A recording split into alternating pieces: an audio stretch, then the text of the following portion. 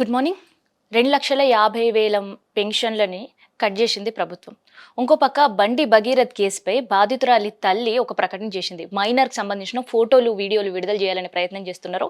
హాని పొంచింది మమ్మల్ని కాపాడండి అని. ఒక పక్క బండి సంజయ్ కొడుకు ఎపిసోడ్ అయితుంటే ఇంకోవైపు తెరపైకి మళ్ళీ ఈ ఫార్ములా రేస్ కేసు బయటపెట్టింది ప్రభుత్వం. సో ఇట్లాంటి విషయాలన్నీ కూడా వార్తాపత్రికలు ఉన్నాయి. ముందుగా మన తెలంగాణతో స్టార్ట్ చేద్దాం.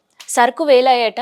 సో తెలంగాణ, ఏపీ సహా 16 రాష్ట్రాల్లో 3 కేంద్రపాలిత ప్రాంతాల్లో ఓటర్ల జాబితా ప్రత్యేక సవరణ కార్యక్రమం జరుగుతుంది. మే 20 నుంచి సర్ 3.0 ప్రారంభం కాబోతుంది. 36,073 కోట్ల మంది ఓటర్ల వివరాల సేకరణ ఈ కార్యక్రమంలో జరగబోతుంది. అయితే సర్ని వ్యతిరేకిస్తూ సీఎం సార్ చెప్పిండ్రు. సో సర్ అంటే కేవలం దొంగ ఓట్ల ఏరివేత కార్యక్రమం అని అందరికీ తెలుసు. సో ఎవరైతే చనిపోయిన ఓటర్లు ఉంటారో సో వాళ్ళ ఓటు దుర్వినియోగం కాకుండా కేంద్ర ప్రభుత్వం తీసుకున్న నిర్ణయం. కానీ రాష్ట్రంలో సర్ పేరిట ఏరివేత కార్యక్రమాలు జరుగుతున్నాయి. సో అందుకని మేము సర్ని వ్యతిరేకిస్తున్నాం అని చెప్తే ఇంకా సర్స్ సంబంధించి ఎవరైనా వచ్చి ఆ డాటా సేకరిస్తే ప్రజలు ఎంతవరకు సహకరిస్తారు అనేది చూడాలి.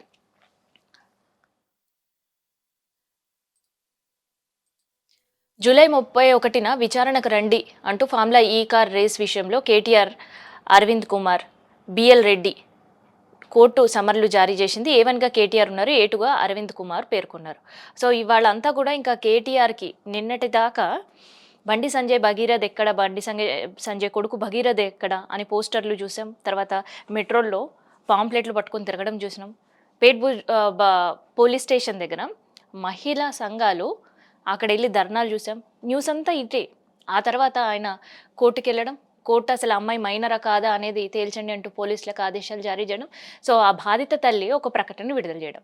సో ఇదంతా న్యూస్ ఒక పక్క జరుగుతుంటే మళ్ళీ ఈ ఫార్ములా రేస్ తెరపైకి వచ్చింది. అంటే ఒక డైవర్షన్ పాలిటిక్స్ జరుగుతున్నాయా?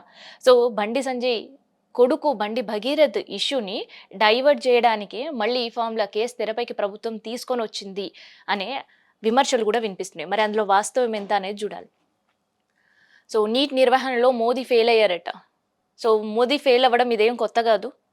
దాదాపు 2.5 కోట్లు విద్యార్థులు నష్టపోయారు. సో నీట్లో 2.5 కోట్లు అనుకోవడానికి లేదు.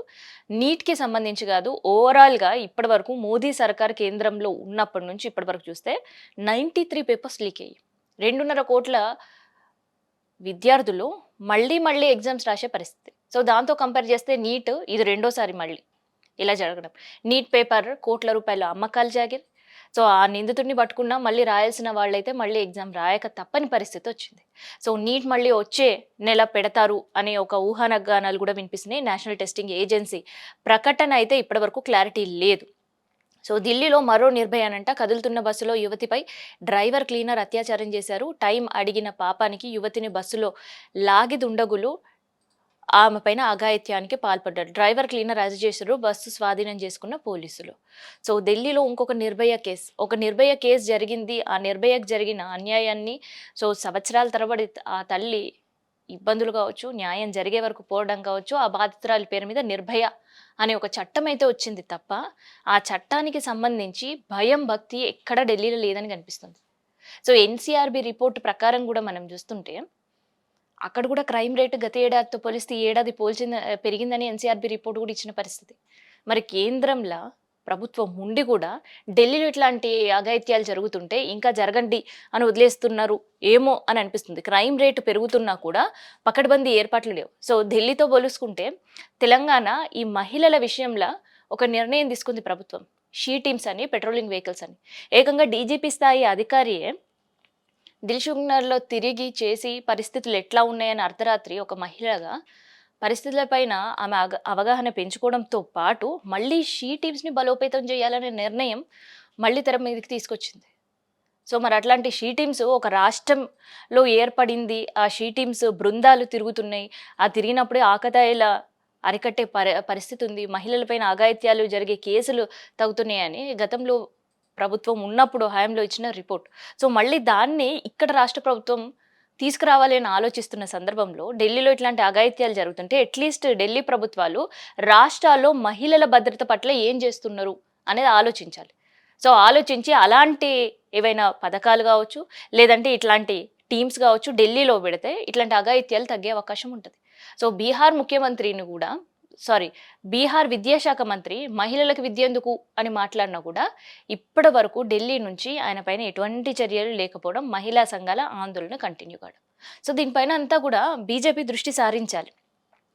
సో ఇంటర్లో భారీ సంస్కరణలు ఉండబోతున్నాయట. ఒక ఫస్ట్ ఇయర్లోనే ప్రాక్టికల్ పరీక్షలు, ఫిజిక్స్, కెమిస్ట్రీ, బాటనీ, జువాలజీ సబ్జెక్టులకు ప్రాక్టికల్స్ ఉండబోతున్నాయి. ఫస్ట్ ఇయర్లో 15, సెకండ్ ఇయర్లో 15 మార్కులు ఉండబోతున్నాయి.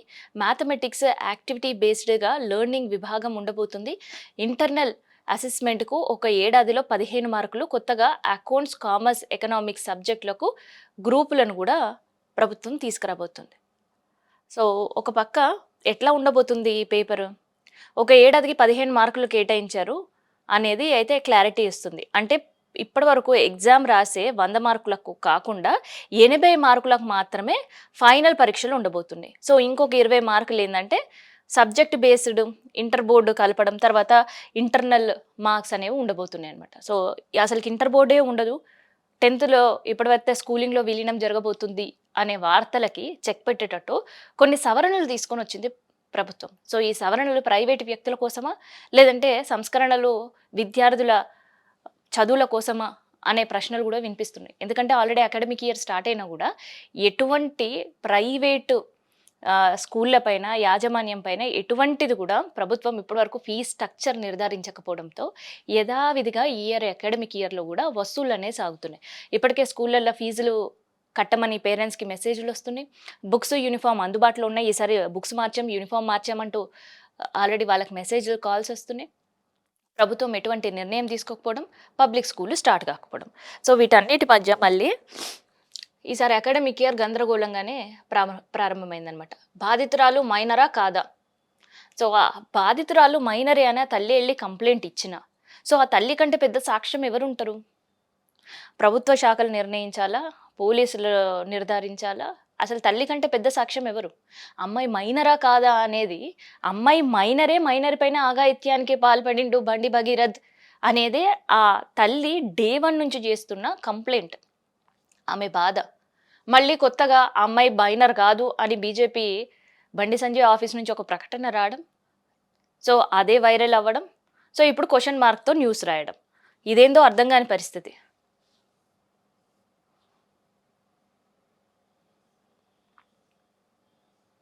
పీజేఎం దోపిడీ వెనుక గోల్డ్ డిప్ ముఠా ఉందట. గుట్టురట్టు చేసిన కరీంనగర్ పోలీసులు. రాష్ట్రం దాటి సాగిన దర్యాప్తు, 3 కీలక నిందితులు అరెస్ట్. 51,000 నగదు, 2 ఫోన్లు స్వాధీనం చేసుకున్నారు.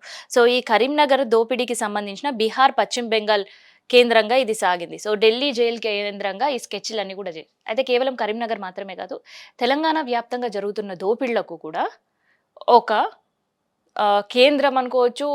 అక్కడికి సంబంధించిన ఎక్కడ ఏం దొంగతనాలు జరిగినా ఇక్కడ తీగలాగితే డొంక ఢిల్లీలో జైల్లో కదిలే పరిస్థితి. సో ఆ ముఠాలన్నీ కూడా నేపాల్కి సంబంధించి, బీహార్కి సంబంధించి, వెస్ట్ బెంగాల్కి సంబంధించి ఈ ముఠాలే తెలంగాణ పైన పడి దోచుకుంటూనే ప్రాణాలు తీసేస్తున్నాయి. సో కరీంనగర్ పిఎంజీ జ్యువెలర్కి సంబంధించి ఈ గుట్టు రట్టు చేసి 3 రాష్ట్రాల్లో దోపిడీ దొంగలను పట్టుకునే ప్రయత్నం చేస్తే అందులో ఒకటి బీహార్, ఇంకొకటి పశ్చిమ బెంగాల్. సో ఎందుకు ఇట్లాంటివి జరుగుతున్నాయి అంటే ఇక్కడ పోలీసులు ఒక ఆదేశాలు జారీ చేశారు, ఒక విజ్ఞప్తి కూడా జారీ చేశారు. ఇంకా చెప్పాలంటే ప్రజలు అలర్ట్గా ఉండాల్సిన టైం అని కూడా పోలీసులు చెప్తున్నారు.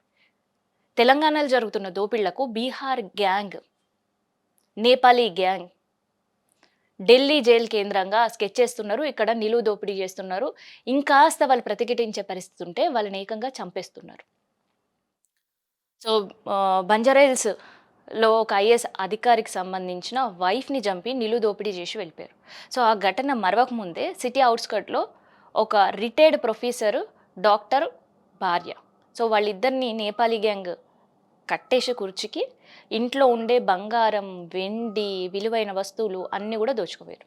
సీన్ కట్ చేస్తే సేమ్ పని మనుషుల రూపంలో రావడం, సంవత్సరం 2 సంవత్సరాలు పనిచేయడం, చాలా ఇక వీళ్ళు నమ్మకం అని మనం నమ్మడం, వాళ్ళు మనం నమ్మిన సమయంలో మనం నిలువు దోపిడీ చేసిపోవడం. సో అట్లీస్ట్ ఇప్పటికైనా ఇంట్లో పని వాళ్ళ విషయంలో మన లోకల్, మన భాష తెలిసిన వాళ్ళని, మనకు తెలిసిన వాళ్ళని మాత్రమే పెట్టుకోవడం మంచిది. లేదు ఇతర రాష్ట్రాల నుంచి వచ్చి వాళ్ళు చేస్తుంటే వాళ్ళు పని బాగా చేస్తారు, వాళ్ళకి డబ్బులు తక్కువ ఇచ్చినా పర్లేదు, ఎక్కువ సమయం మన ఇంట్లో ఉండి పని చేస్తారు, ఇట్లాంటివి ఏమైనా మీరు నమ్మి వాళ్ళని పెట్టుకుంటే నిండా మిమ్మల్ని ముంచి ఇంకా పరిస్థితులు బాగలేక గట్టిగా మీరు ప్రతిఘటిస్తే ఐఏఎస్ భార్యకి పట్టిన గతే మీకు కూడా పడుతుంది. సో ఇది నేను చెప్తున్న మాట కాదు, పోలీసుల అలర్ట్ చేస్తున్న ఇష్యూ అన్నమాట. సో ఇట్లా మొత్తానికైతే తెలంగాణను మొత్తం కూడా దోచేసి luxury life and life settlement అంతా కూడా పక్క రాష్ట్రంలో వెళ్ళి చేసుకుంటున్నారు. సో దిశ పేపర్ చూద్దాం ఒకసారి. కేటీఆర్కి సమళ్ళు ఫార్ములా ఈ కార్ రేస్ మళ్ళీ తెరపైకి వచ్చింది. సో ఏ పేపర్ చూసినా రెండే వార్తలు మనకు కనిపిస్తాయి. ఒకటి ఏంటంటే బండి భగీరథ్ సంబంధించిన వార్త, ఇంకొకటి నీట్ యూజీసీ సంబంధించిన రద్దు వార్త, ఆ తర్వాత ఇది ఈ formula case. So Bhagirath bail పైన నేడు తీర్పు ఉండబోతుందంట. మధ్యంతర ఉత్తర్వులపై నిర్ణయం నేటికి వాయిదా పడ్డది. అమ్మాయి ఏజ్ నిర్ధారణపై సర్టిఫికేషన్ పరిశీలించిన పోలీసులు హైకోర్టు ఆదేశం జారీ చేసింది. యూపీలో భీకర గాలులతో కూడిన వర్షం పిడుగులతోటి 100 మందికి పైగా దుర్మరణం. ఒక పక్క తెలంగాణలో వడదెబ్బలకి మృత్యువాత, ఇంకోవైపు భీకర తుఫాన్తో అక్కడ మృత్యువాత అంటూ దిశ హైలైట్ చేసింది.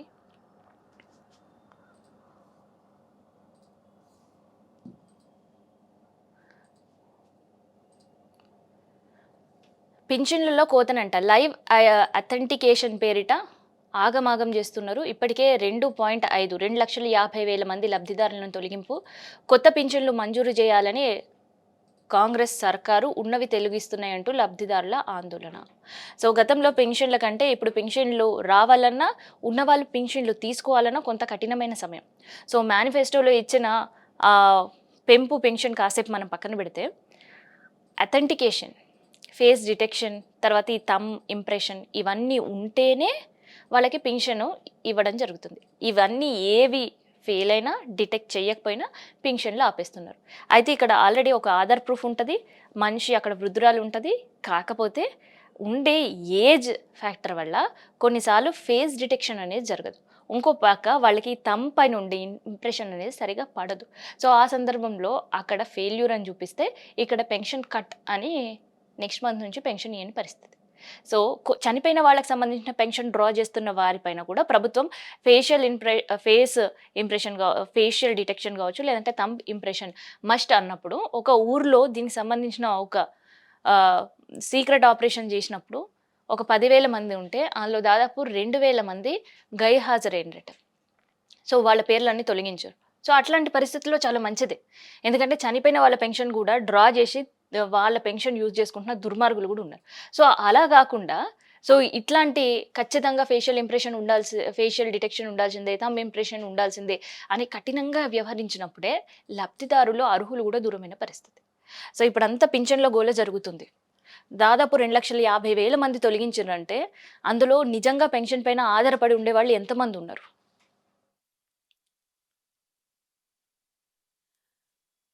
చట్టం బండికి చుట్టమైందా? 6 రోజులైనా అరెస్ట్ కాకుండా అడ్డుపడుతున్న అధికారులు. ఫోక్సో కేసు బాధిత మహిళలను భయపెట్టాలనే కుట్ర చేస్తున్నారు అంటూ కూడా ఒక ర్యాలీ నిర్వహించారు. దానికి సంబంధించిన ఫోటోని వేస్తూ ఇక్కడ న్యూస్ రాసిందనమాట. తరుగు పేరుతో దగా జరుగుతుంది అనే వార్తని ఇక్కడ రాశారు. ఏంటి తరుగు పేరిట? ఒక పక్క అకాల వర్షాలు ఎప్పుడు వస్తాయో తెలియదు. అకాల వర్షానికి ధాన్యం ఏమైపోతుందని ఒక పక్క రైతుల ఆందోళన. సో దీని ప్రతిపక్షం ఊరూరా మండలం తిరిగి ప్రభుత్వం వరకు తీసుకెళ్లడంలో సక్సెస్ అయింది. సో ప్రతిపక్షాలు చెప్తున్నారా, రైతులు చెప్తున్నారా, రైతుల బాగోగు కోసం చెప్తున్నారని సీఎం సార్ కూడా ఆదేశాలు కలెక్టర్లకి జారీ చేశారు.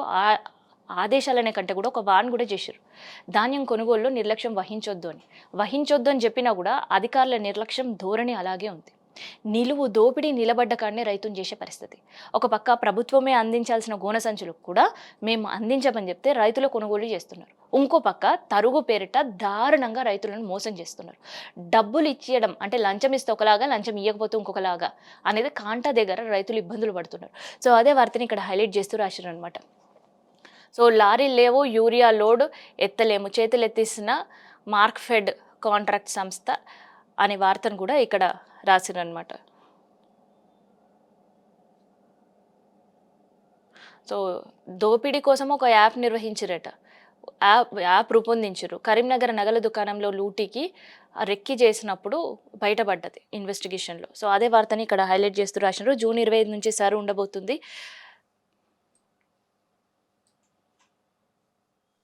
సో, బండిపై ప్రేమ డైవర్షన్ డ్రామా జరుగుతుంది. బండి కుమారుడిని కాపాడేందుకు యత్నం. సర్కార్ తీరుపై ఇంటా బయట విమర్శలు. అనూహ్యంగా తెరపైకి ఫార్ములా ఈ కార్ రేసు. ఫోక్సో కేసు నుంచి ప్రజల దృష్టి మళ్లించేందుకు కొత్త నాటకం అంటున్న బీఆర్ఎస్. తాజాగా కేటీఆర్‌కు ఏసీబీ కోర్టు సమన్లు అనే వార్తని ఇక్కడ హైలైట్ చేస్తూ రాశారు. సో, ఆర్థిక పరిస్థితి ఆగమాగమైతుందంట. తగ్గిన రెవెన్యూ ఆదాయం, పెరిగిన అప్పులు అనే వార్తని ఇక్కడ రాశారు. సో, ఆదాయం, అప్పులు 2 తగ్గినాయి కాబట్టి మళ్ళీ హైడ్రా బీభత్సం కనిపిస్తుంది. సో, ఇదన్నమాట ఇవాళ పేపర్ అనాలిసిస్. మళ్ళీ రేపు పేపర్‌తో మళ్ళీ కలుద్దాం.